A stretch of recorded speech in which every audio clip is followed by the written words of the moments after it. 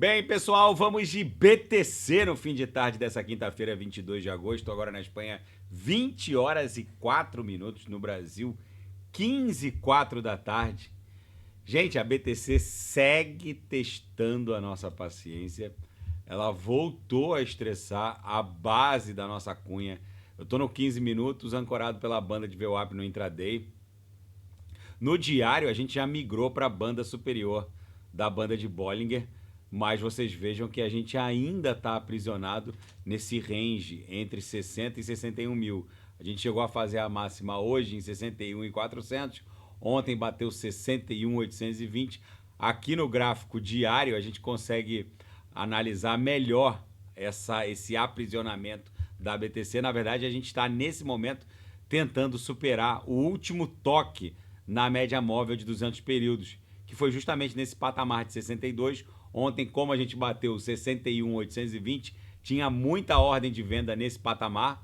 Basicamente, a BTC no 6 horas e no 4 horas estressa essa região entre 60 e 62 e recua, formando fundos ascendentes numa inclinação padrão de 45 graus. Esse é um padrão clássico da análise técnica de caráter altista. Isso aqui vai explodir, vai promover uma mega fuga ascendente. O que está acontecendo é uma clara capitulação temporal de alguns integrantes do mercado cripto. O índice do medo e da ganância, vou dar refresh aqui para ver como é que ele anda. Como a BTC ontem, pulou, ontem chegou a bater, de anteontem para ontem, chegou a bater 26, já pulou para 39. Mas a maioria dos integrantes do mercado cripto ainda estão descrentes. A gente está num setor alaranjado, quase avermelhado. Isso aqui só volta aí para o nível da neutralidade acima de 40, se aproximando de 50. Eu volto a insistir com os senhores para comprarem o medo extremo. A gente ainda está próximo ali do medo extremo. A gente está indo quase para a parte amarelada, quase esverdeada. Mas por que eu falo para os senhoritos comprarem o medo extremo? Justamente porque enquanto a gente estiver nessa congestão, o embarque, durante essa congestão, vai ofertar retornos brutais, principalmente para quem embarcar em altcoins de alta octanagem como essas que eu selecionei no Gemas Altcoin Alert e outras altcoins que eu falo diuturnamente aqui no canal, como Solana. Eu tenho insistido com os senhores, a Solana já deixou muita gente milionária nesse ciclo. A Sol basicamente saiu ali dos 8 dólares, vou botar aqui a Sol no semanal, deixa eu tirar da BTC, saiu dos 8 dólares e catapultou para 210, agora está numa onda 2, numa clara bandeira de alta e vai acabar buscando algo ali próximo de 300. Mas a Sol deixou muita gente milionária, já se valorizou quase 3.000%, saiu de 8 dólares, bateu 210. Só que não sei se os senhoritos estão reparando, aqui na Defilhama há alguns ecossistemas que estão fermentando de forma bizarra. A próxima altcoin a desencantar como Solana provavelmente vai ser a TRX, depois a Avalanche, cujo token de governança e o gás é a Avax. Eu volto a insistir que a dominância não consegue avançar para cima de 57%, respeitando uma linha de tendência de baixa. A dominância, quando abrir um Morobuzu para baixo, os senhoritos não terão mais tempo para embarcar. Basicamente, essas altcoins de alta octanagem vão dobrar ou triplicar e muitas altcoins vão simplesmente explodir. Aí aquele retorno vezes 20, vezes 30 que eu tô propalando lá no Gemas Altcoin Alert vai se reduzir para vezes 10, vezes 6. Então eu insisto, a hora de embarcar é agora, para poder surfar retornos perturbadores como vezes 30 ou mais. Quando a gente romper a congestão e iniciar essa corrida maluca em direção a 2 trilhões para as altcoins e para a BTC, deixa eu voltar aqui para o gráfico da BTC, ela vai buscar facilmente os 6 dígitos ali no patamar de 110, talvez até 120 mil dólares.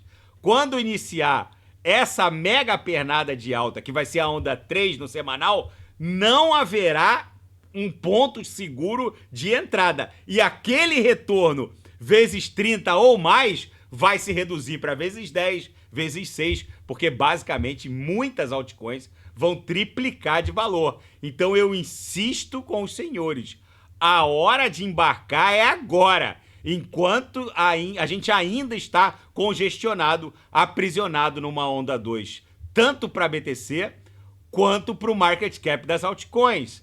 Isso aqui facilmente vai explodir para 2 trilhões e a BTC facilmente vai explodir para 110, 111, pode até bater 120 nessa pernada de número 3. Depois, aqueles supostos cripto-influencers que mandaram os senhoritos venderem o medo extremo, quando isso aqui chegou a bater 17 naquela agulhada da BTC para 49, aqueles supostos cripto-influencers que insistiram para os senhores desembarcarem no medo extremo são os mesmos que quando a BTC tiver 111 mil dólares e aqui o índice da ganância explodir para 88, 90, são os mesmos que vão alugar uma Ferrari, alugar uma Lamborghini e pedirem para os senhores comprarem a ganância extrema. Aí o que a BTC vai fazer? Vai desenhar uma cunha, que vai ser a onda 4, e vai cair de 115 mil em direção a 95, talvez 92, até 88, para depois catapultar de volta para desenhar topos descendentes, vai voltar para 106, depois vai cair para 100, depois vai subir para 103, e aí vai desenhar o bico de uma figura triangularizada aqui no semanal, para depois explodir em direção a um patamar próximo a 200 mil dólares. É isso que vai acontecer. Os mesmos supostos cripto-influencers que mandaram os senhoritos desembarcarem no medo extremo, são eles que vão mandar os senhoritos comprarem na ganância extrema. E aí o sujeito vai comprar a 115 mil dólares, a BTC vai cair para 88 e ele vai reclamar que o mundo cripto é muito violento. Quando, na verdade, nem quem ele segue entende como funcionam os ciclos quatrienais.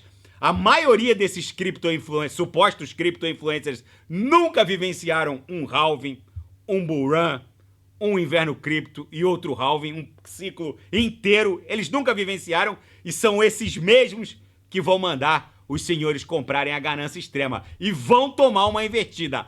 Essa é a hora de embarcar. Quem não sabe o que comprar é agora. Gemas Altcoin Alert. Ali eu garimpei as 40 melhores altcoins que em potencial de retorno para esse ciclo. Algumas, meus amigos, estão vulcânicas.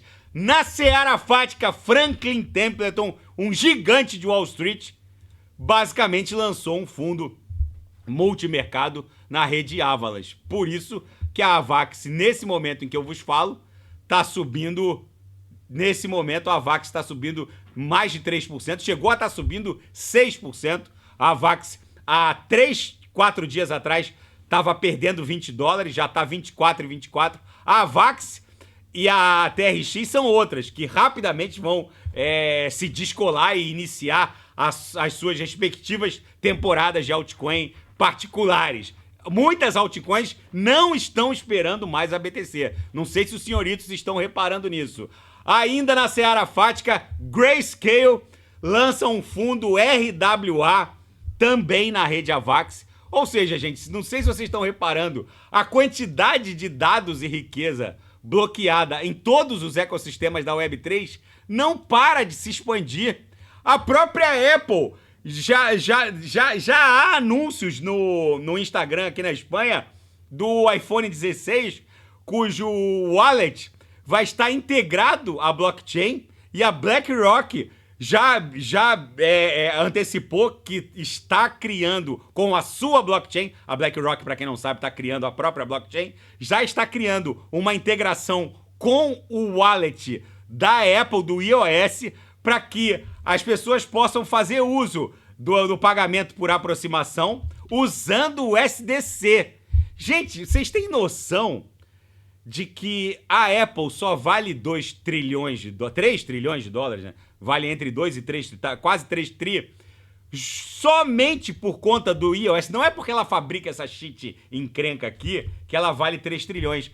A Apple vale 3 tri por conta do iOS, porque há uma rede aqui dentro que faz circular dados e riquezas em nível suficiente que justifique o valor de 3 trilhões. Só que a quantidade de dados e riquezas que estão migrando dessas redes ultra centralizadas da Web 2, passíveis de interferência, de freeze, de bloqueio pelo juiz da vara do trabalho de Pirapozinho e por aí vai, a quantidade de dados e riquezas que estão deixando a Web 2 e outra, essas grandes redes que concentram volumes bestiais de dados e riquezas da Web 2, já elas estão se provando falhas. É só ver o que aconteceu com a cloud da Microsoft há algumas semanas atrás, que basicamente fechou todos os aeroportos da Europa.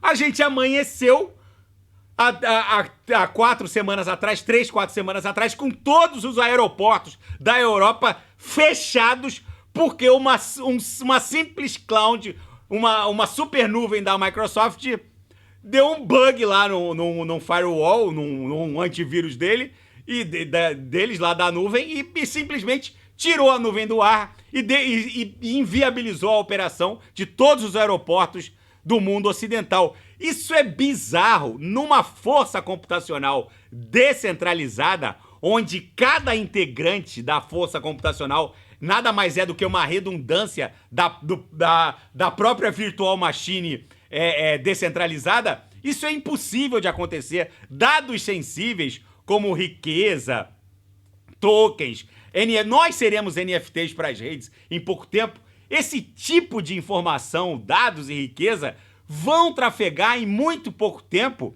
pela Web3. O que vai acontecer é que vai rolar nessa migração de dados e riquezas de um iOS, que é uma rede altamente centralizada, passível de freeze, de bloqueio, de penhora, de tudo, para redes DEX descentralizadas, onde não há uma autoridade central, cada integrante do sistema, cada validador, qualquer um que rode um node de validação da Avalanche integra a rede e é mais uma redundância da rede. A quantidade de dados que vão migrar da Web 2 para a Web 3 vai criar, num primeiro momento, uma simbiose. A Web 2 vai coexistir com a Web 3, exatamente como a BlackRock está promovendo com essa integração com o wallet do iOS. Elas vão basicamente interagir entre elas, só que a latência na Web 3 está ficando cada vez mais reduzida a ponto do usuário não perceber que está navegando na Web 3. E outra, a próxima revolução, vou usar um termo mais impactante, a próxima revolução industrial que vai acontecer no âmbito das Big Techs vai ser a abstração das contas dos public addresses da Web 3. Basicamente, o que eu quero dizer com isso? A minha mãe, por exemplo, que tem 70 e tantos anos, ela não vai nem sentir que ela está navegando pela Web 3, porque basicamente o seu Gmail lá, mariazinha@gmail.com, vai dar acesso a um public address da ETH, da Base, da Arbitrum, da Optimism. A minha mãe nem vai perceber que ela está interagindo com o BRL, com reais embrulhados ou com stablecoins. Ela simplesmente vai... no caso de quem optar pela abstração de contas, eu, por exemplo, jamais optaria pela abstração das minhas contas. Eu quero autocustodiar os meus ativos. Mas quem quiser o conforto da abstração das contas, basicamente vai vincular um public address de ETH, da Arbitrum, da BSC, da TRX, e vai navegar como se estivesse navegando na Web 2 normalmente. Só que NFTs, dados, stablecoins, riquezas vão trafegar pela Web 3 como se o sujeito estivesse navegando na Web 2. É isso que eu quero mostrar para os senhores. Essa simbiose que vai ocorrer no tráfego de dados na Web 3 vai fazer com que os antigos usuários, principalmente aquelas pessoas que não têm a segurança e o conhecimento necessário para autocustodiar 24 palavras, para guardar com segurança, basicamente eles vão outorgar a custódia dos seus ativos criptográficos da Web3 para Big Techs. Então, o public address de ETH da minha mãe vai estar vinculado ao Gmail dela, ou ao Yahoo, ou ao Hotmail, não importa. Vai ser a Microsoft, vai ser a Alphabet Google, vai ser alguma Big Tech, vai basicamente abstrair a conta dessas pessoas e dados e riquezas vão trafegar como se elas nem percebessem que, na verdade, estão navegando pela Web3. O primeiro passo para isso ficar ostensivo é a integração da blockchain da BlackRock no wallet do iPhone 16, que vai já vir com essa funcionalidade nativa do sistema. Ou seja, gente, o que está acontecendo não tem precedente. O sujeito se desfazer do patrimônio cripto nesse atual estágio evolutivo da criptografia é basicamente um procedimento de lesa patrimônio cripto, por assim dizer. E ainda nos fatos, 77% das vítimas de hackeamento nunca recuperam mais o valor patrimonial perdido. Eu confesso que para mim é muito desconcertante receber diariamente mensagens de pessoas que foram hackeadas. Gente, assim que eu entrei no mundo cripto, em 2013, há mais de 10 anos, a gente está em 2024, a primeira coisa que eu fiz foi entender como funciona a autocustódia. O primeiro address que eu criei, a primeira private key que eu autocustodiei de BTC, eu criei na blockchain.info de BTC, foi um JSON file, que é um hot wallet, onde basicamente a gente tem que custodiar um arquivo encriptado e saber a senha de desencriptação. É um hot wallet, não é a maneira mais segura, mas é o que existia na época. Assim que eu soube do lançamento de Cold Wallets, eu fui lá e comprei um Ledger e basicamente transferi todos os meus criptoativos para o Ledger. Eu usei muitos hot wallets com arquivos JSON file. Eu fiz um wallet de ETH na MyEther Wallet. Nem sei se existe ainda MyEther Wallet. Deixa eu ver se existe. MyEther Wallet. Ainda existe. MyEther Wallet. Eu fiz a primeiro public address que eu tive de ETH, eu criei a partir de uma private key gerada no JSON file aqui na MyEther Wallet. Não é a maneira mais segura de se autocustodiar, mas assim que eu pude, eu comprei um Ledger, um Cold Wallet. Eu fico impressionado com pessoas que gastam centenas, talvez milhares de dólares num monte de meme coin, de shitcoin, e não se presta a comprar um Cold Wallet, que evitaria 99% das possibilidades de hackeamento. Ah, mas Renato, eu posso interagir com um contrato malicioso, com um protocolo malicioso, e mesmo com um Cold Wallet, se eu autorizar a transação, eu perco meus ativos? Sim, mesmo com um Cold Wallet, se eu entrar num protocolo malicioso e autorizar a interação desse protocolo com o meu public address, eu perco meus ativos. Mas aí, gente, vocês estariam sujeitos a menos de 1% das tentativas de hackeamento. E outra, aí também vocês têm que usar o bom senso.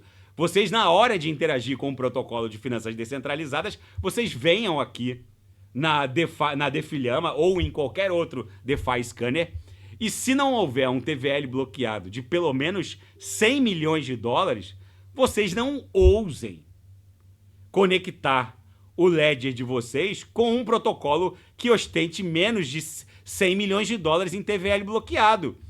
Basicamente porque vocês estarão correndo um risco brutal. Então, Renato, surgiu uma pool de USD contra a Mariazinha embrulhada lá na DeFi. Deixa eu pegar uma DeFi aqui com 1 milhão bloqueado só. Lá na DeFi ou na WuFi. Gente, aí vocês estão. Aí a gente volta para a história bíblica da fruta o fruto da árvore proibida. Basicamente, se um API de USDT contra a Mariazinha embrulhada tá pagando 40% de rendimento, de annual percentual yield, é óbvio que isso é uma festa onde a música vai parar e alguém vai drenar essa piscina e vocês vão perder tudo. Isso se a mera interação com o protocolo já não drenar a carteira de vocês. Ou seja, não há... Se o sujeito tiver um pouco de bom senso e na hora de interagir com o protocolo de finanças descentralizadas, olhar aqui a quantidade de riqueza bloqueada e perceber, pô, eu não vou entrar nessa aqui porque o Renato me falou que se não tiver pelo menos uns 100 milhões... Vamos lá na AVE. A AVE. Hoje a AVE tem 9,8 bilhões de dólares bloqueados nesse protocolo de finanças descentralizadas. Então vamos lá ver quanto que a AVE está pagando numa pool de API, pelo simples fato de vocês colocarem a USDT de vocês aqui na AVE. Vocês vão receber 4,60% ao ano. Mas, Renato, da onde vem esse 4,60% ao ano? De alguém que está pegando emprestado e está pagando para a AVE 6,19%. A AVE fica com 1 e pouco e te repassa 4,60%. É uma maneira de ser banqueiro sem precisar montar um banco. Ou seja, a AVE faz a ponte entre você, que está emprestando, e quem quer emprestar. A origem da grana está aqui, o protocolo ele é transparente. Vai no GitHub, tem um monte de gente discutindo neste exato momento o código da AVE, ou seja, com um TVL bloqueado de 9,8 bi, com um código aberto, com milhares de devs discutindo esse protocolo, qual é a chance de vocês serem hackeados? É praticamente zero. Basicamente, esses protocolos de auto-octanagem, que tem ali bilhões de dólares bloqueados, são de código aberto ou auditados, ou basicamente gozam de uma confiança da comunidade brutal a ponto de ter bilhões bloqueados nos respectivos protocolos. Agora, o sujeito está buscando um API de 40% ao ano, que já é uma coisa por si só surreal, aí quer interagir com o Matrix Doc da rede Arbitrum, pô, que só tem ali 14 milhões bloqueados, aí tá pedindo pra ser hackeado. Aí vem também uma questão de bom senso. Tem gente que não tem noção, não tem noção nem na vida real e acaba espelhando esse nonsense também no mundo virtual. Enfim, gente, na seara geopolítica e finanças internacionais, basicamente, a reunião em Jackson Hole de banqueiros centrais chegou à conclusão de que praticamente todos os bancos centrais ocidentais estão tentando diminuir os seus respectivos balanços patrimoniais, mas há um sério problema nessa investida, que é o estresse do setor financeiro e o apetite de gastos do setor público. Em outras palavras, com os níveis de endividamento público disparados, basicamente explodidos, que dispararam no mundo pós-Covid, alguns analistas e observadores enxergam um risco de os governos pressionarem ainda mais os bancos centrais para alimentarem a liquidez do mercado obrigacionista. Em outras palavras, no caso dos Estados Unidos, o Departamento do Tesouro norte-americano emite lá os treasuries, os bonds, e o maior comprador vai acabar sendo, em algum momento, o próprio Banco Central norte-americano, que tem a capacidade de imprimir moeda e comprar numa operação Zé com Zé, que está criando essa espiral da morte, com um endividamento recorde de 35 trilhões, e mais de um terço disso está no balanço patrimonial do próprio Federal Reserve. Lá em Jackson Hole, eles basicamente entenderam que é preciso iniciar um aperto quantitativo, mas o estresse sobre o setor financeiro impediria um QT, que eles chamam, um Quantitative Tightening, mais contundente. A conclusão é o seguinte: eles vão ser obrigados a iniciar a redução da taxa básica de juros para desalavancar operações alavancadas envolvendo essa diferença entre a taxa básica de juros zerada do Japão e de 5,5% ao ano nos Estados Unidos. Eles vão ter que desalavancar a economia e vão ter um grande desafio pela frente, que é tentar diminuir os balanços patrimoniais dos bancos centrais ocidentais, o que é uma tarefa meio que impossível. Em outras palavras, comprem BTC e corram para as montanhas.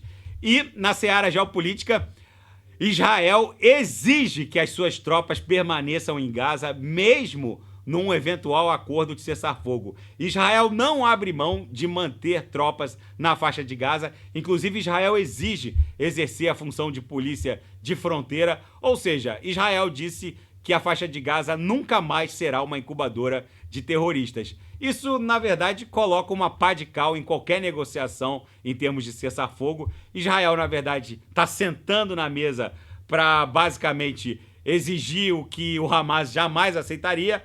Ou, enfim, gente, nesse cenário hecatômbico nuclear, literalmente, a BTC vai voltar a estressar a aresta superior dessa ampla bandeira de alta, caracterizada por um mastro bem delineado, uma canaleta virtual de baixa, que na verdade é uma grande bandeira de alta.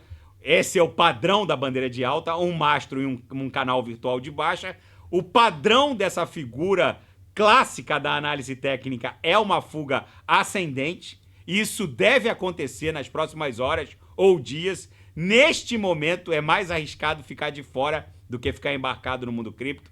Portanto, eu insisto com os senhores, quem não sabe o que comprar, é só clicar no link abaixo. Gemas Altcoin Alert, tá bom, pessoal? Se nada fugir do script, eu volto amanhã para analisar a própria BTC. Fiquem com Deus e quem quiser sugerir alguma análise, é só colocar nas mensagens abaixo. Até amanhã, grande abraço. Fiquem com Deus.